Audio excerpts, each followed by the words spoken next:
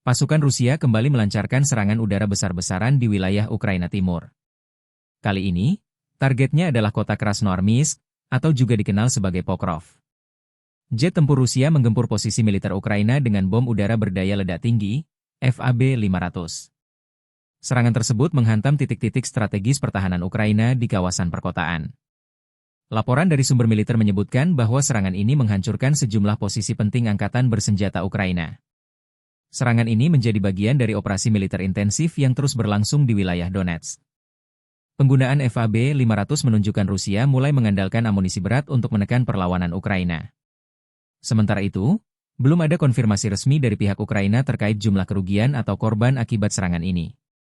Video serangan yang beredar di media sosial menunjukkan ledakan besar yang mengguncang area pemukiman sekitar. Situasi di garis depan semakin memanas seiring meningkatnya intensitas serangan dari kedua belah pihak. Perkembangan ini menandai eskalasi baru dalam konflik bersenjata yang belum menunjukkan tanda-tanda mereda.